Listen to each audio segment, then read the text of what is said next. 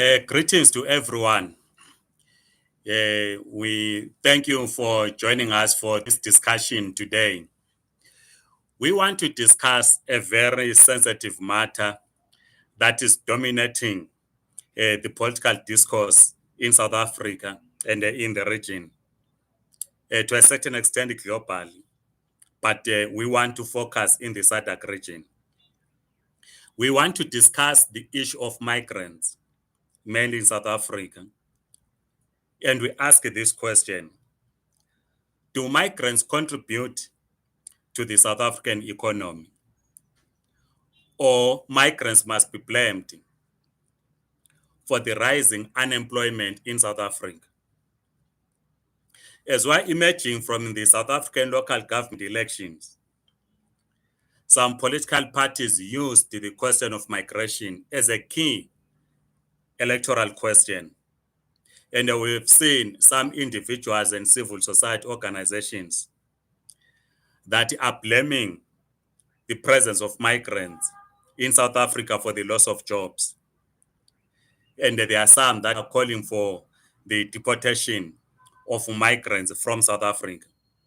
So we want to have this discussion, and I want you to contribute by writing your views so that we continue with this discussion and interrogate if indeed migrants are contributing or not contributing to the South African economy. I am Ngabuto Mabena. I'm the chairman of the Zimbabwe community in South Africa. I'm also the executive member of the African Diaspora Forum and, of course, General Secretary of the Zimbabwe Communist Party. Please like the video, subscribe, and circulate so that we continue with this discussion. We do not have figures in terms of the number of migrants that are in South Africa, undocumented migrants. But as we're focusing in this video within the SADC region, migrants from the SADC region that come to South Africa, a number of migrants that come to South Africa are those of low skill. In terms of the Immigration Act in South Africa, it is very clear on how one applies for a visa to remain in South Africa.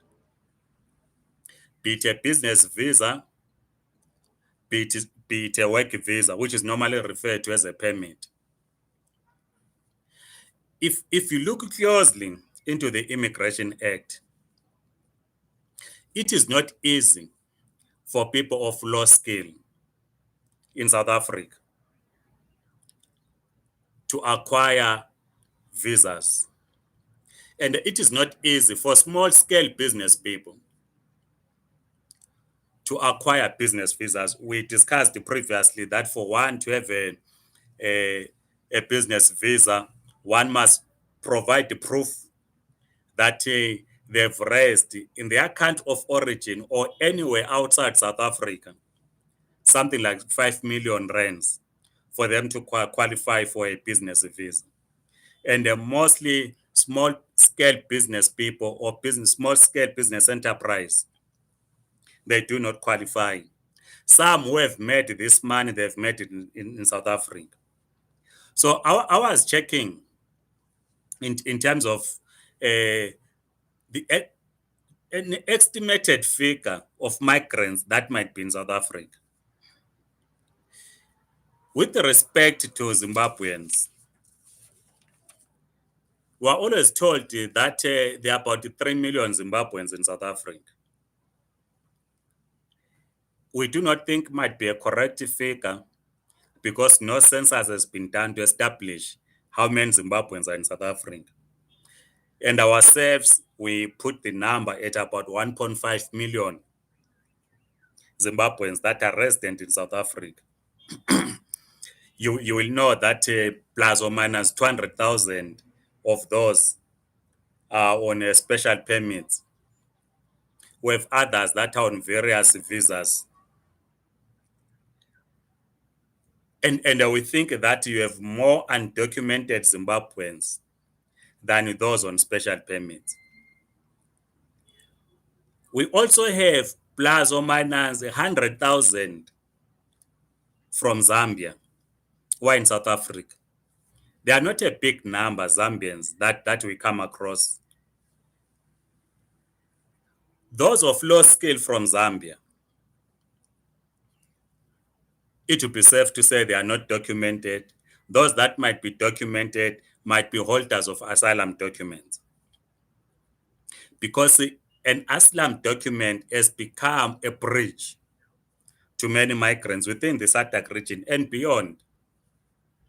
As people come in here to South Africa, they will approach the refugee center or declare themselves at the port of entry on arrival at the airport that they are running away from persecution in their own countries.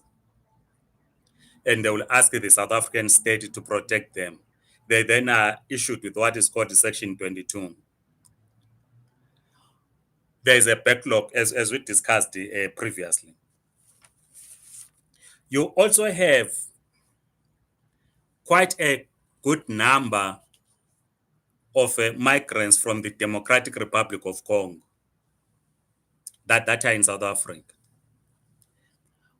The majority of these from the Democratic Republic of Congo,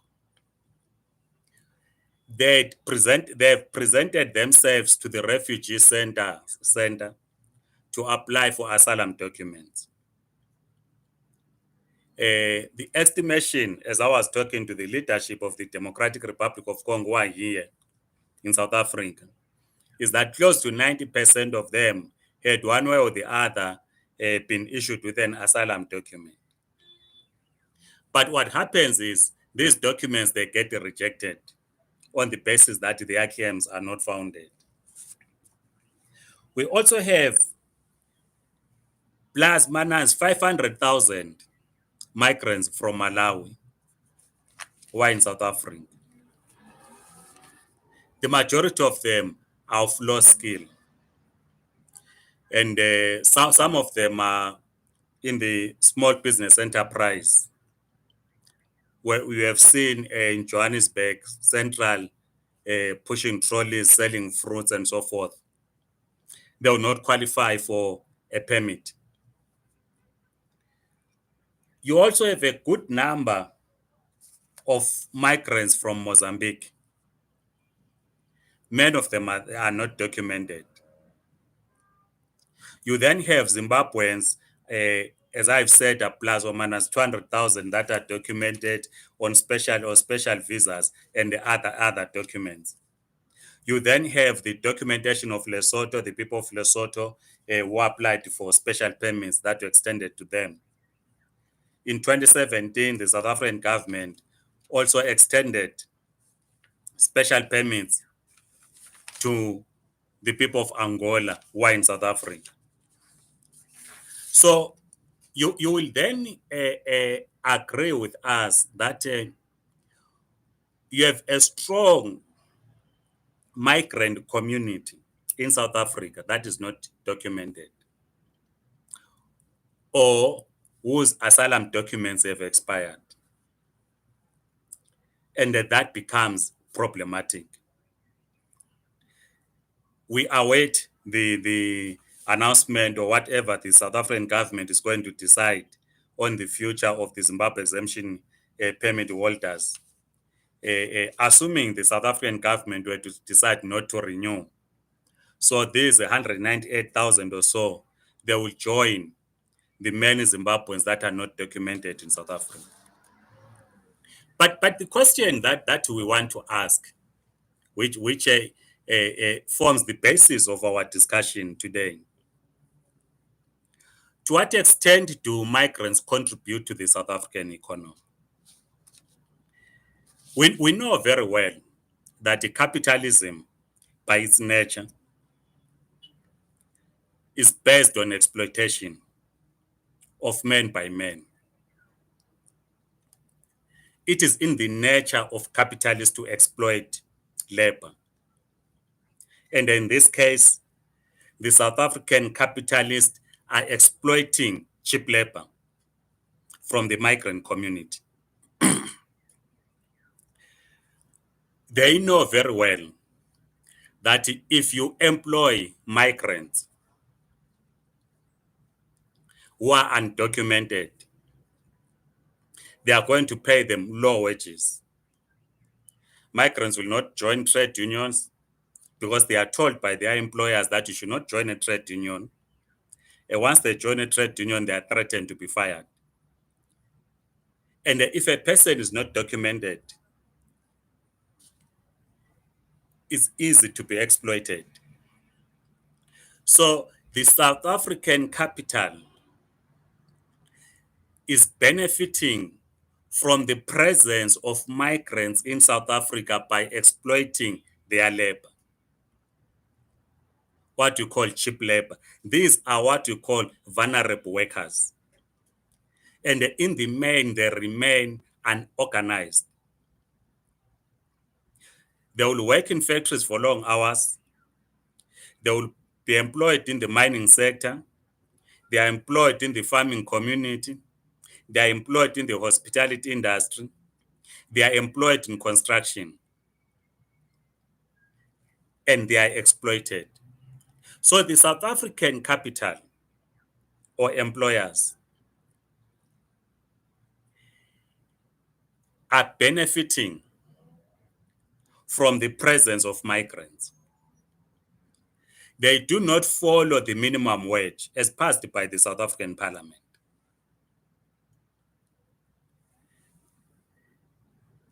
They always complain when organized labor go on strike for better wages, when they demand to work in a conducive environment. They then prefer to employ migrants. Now, when this happens, what we have seen, we can refer back to 2015 xenophobia attacks in Isiping or outside Durban, when workers went on strike and the employer had to bring in undocumented migrants to replace the striking workers. And we saw violence erupting. So this then pits workers against each other. So the presence of migrants has ensured that the South African capital benefits handsomely from cheap labor, producing products at the workplace. Not only is South African capital benefiting from this cheap labor, from migrants, if you look into the products exported by South African capital around the region, let's just use 4 examples, 4 countries in the region as an example. Were figures that were provided by the United Nations Comtrade International. Comtrade International of the United Nations, as I've said, says that in 2020, South Africa exploited goods worth 2.23 billion US dollars. This means that Zimbabwe is becoming a supermarket for South African capital. So goods exported to Zimbabwe from South Africa in 2020, it was 2.23 US billion dollars.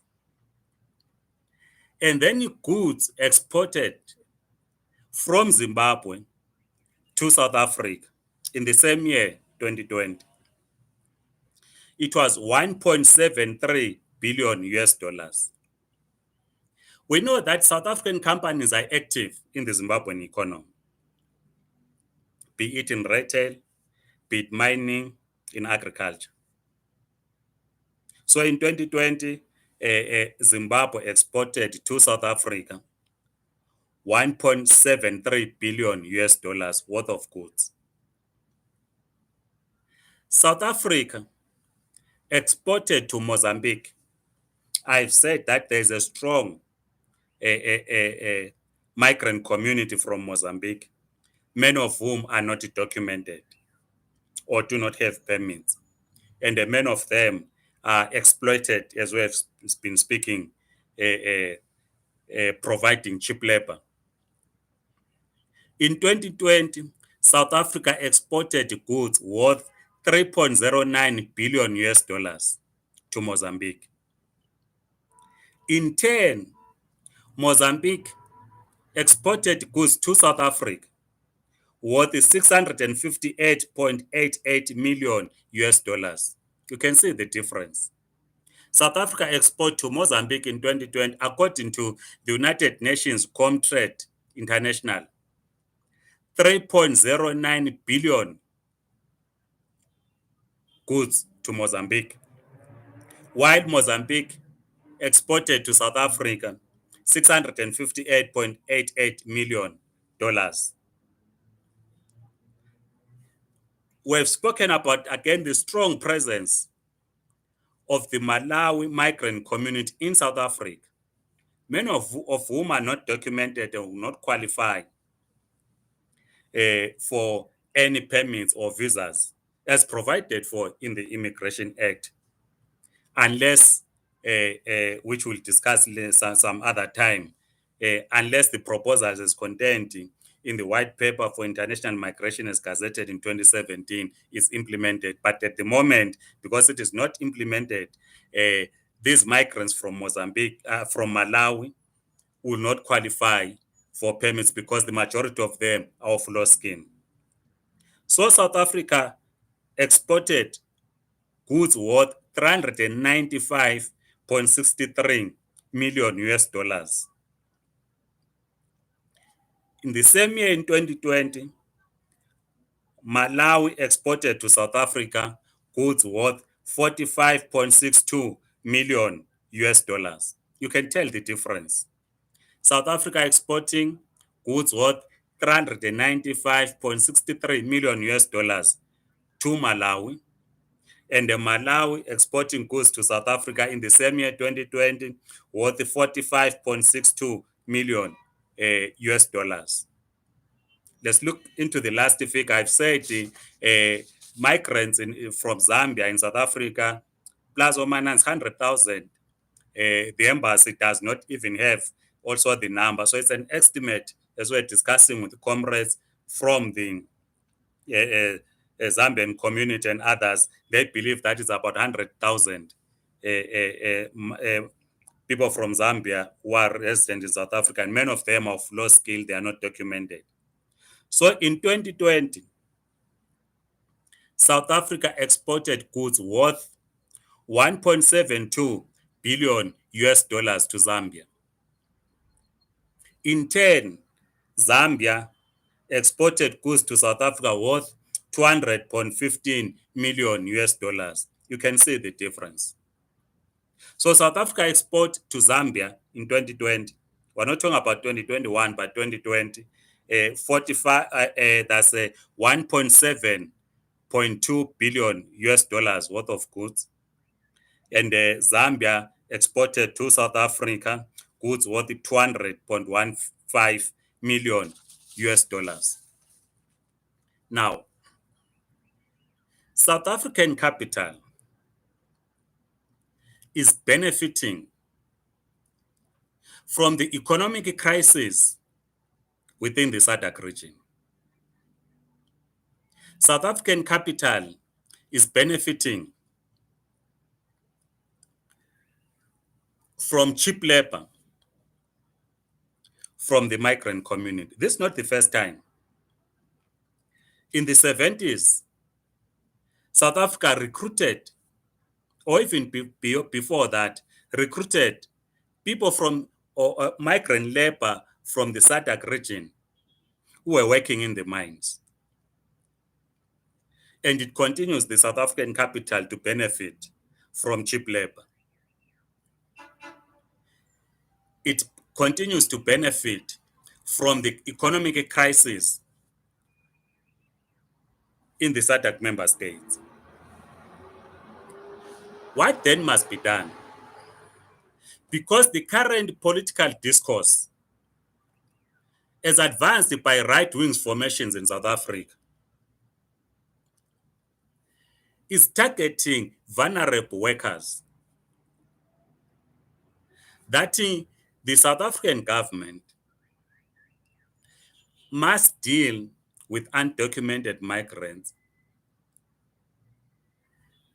Undocumented migrants are taking away people's jobs. That's the argument that is out there. The right-wing formations will not want to engage on the economic debate or economic contribution by the migrants in South Africa who are used as cheap labor. Instead of confronting capital, instead of confronting the very companies that exploit migrants through cheap labor, the easy target, someone in Tembisa, someone in Yipro, in Mamelodi, who gets attacked. Instead of dealing with the political leadership within the SADC region that continues to rig elections. Elections in Zimbabwe have been rigged from 2000, and they are going to rig in 2023. One doesn't have to be a rocket scientist that elections are going to be rigged in 2023. The political leadership in the SADC region, they all invest their money in South Africa. They loot, they buy mansions in Cape Town, they buy mansions in Johannesburg. And we're not calling for sanctions, no. But they loot from their countries. They come and they squander their money in South Africa or in Dubai. When this happens, poor people leave their countries to where they think it is greener than where they are. Hence, migration down to South Africa. When they arrive here, we know the problems, the attacks that we have seen in the past, the rise of right-wing movements who are using the presence of migrants as a key electoral question. And this is going to be seen as we go to 2024 general elections in South Africa. And the migrants are told that you should be dealing with your own political leadership. But we must ask this question. What is the attitude of the African National Congress to governments in the region who rig elections, to governments in the region who are not committed in building their economies, to governments in the region who commit human rights abuse against their people? Because if a sitting government commits human rights abuse in their own countries, what we have seen is that the targeted individuals, they run away to South Africa. If an election is rigged, young people run away to South Africa. The struggle for national liberation, which we all fought against colonialism, against apartheid, it was not meant to benefit the ruling elite. It was meant to benefit the people as a whole.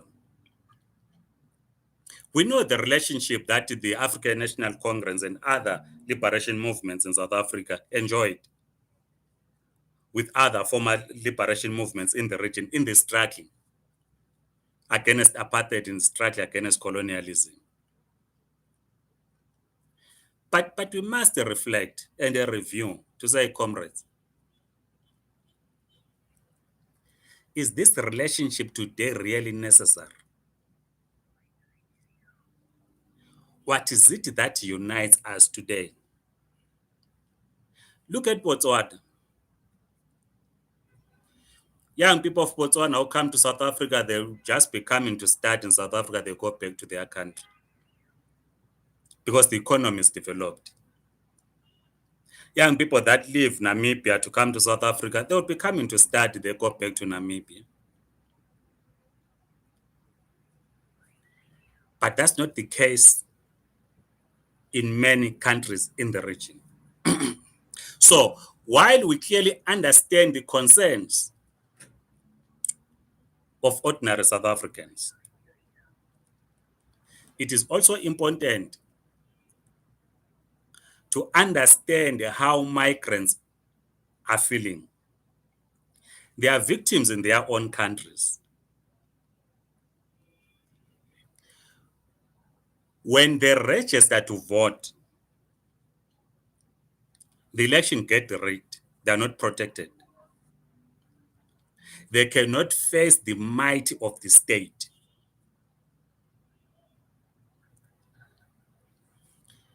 For instance, Zimbabwe is going to an election in 2024. SADC Observer Mission made the recommendations in its observer report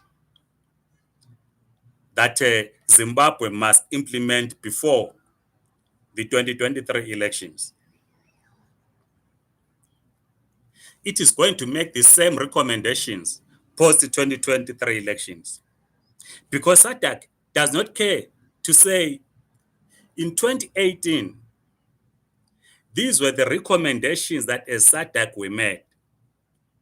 How far have you gone, Zimbabwe, in implementing those recommendations as contained in the SADC Electoral Observer Mission to Zimbabwe in 2018? Nothing. It's not been discussed. 2023, the same observer team will go to Zimbabwe. They will discover the same thing, make similar recommendations, and declare elections free and fair. What then happens? Young people will flock to South Africa. When they flock to South Africa, poor people will fight each other in the streets of South Africa, as we have seen before. So, let us engage, as we conclude, on the exploitation of migrants in their own countries.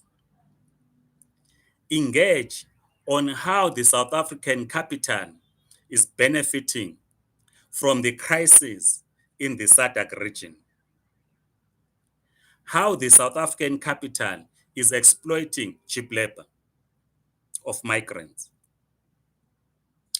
I know, like I said when I started, that this is a kind of a sensitive discussion, but we cannot avoid it. We need to engage on it. So please write your comments, write your views, so that we continue to engage on this topic. I am Ngabuto Nicholas Mapena, as I've said, chairman of the Zimbabwe community in South Africa. I'm with the African Diaspora Forum as an executive member and the general secretary of the Zimbabwe Communist Party. Otherwise, we await your comments. Please like the video, circulate, and subscribe. Bye-bye.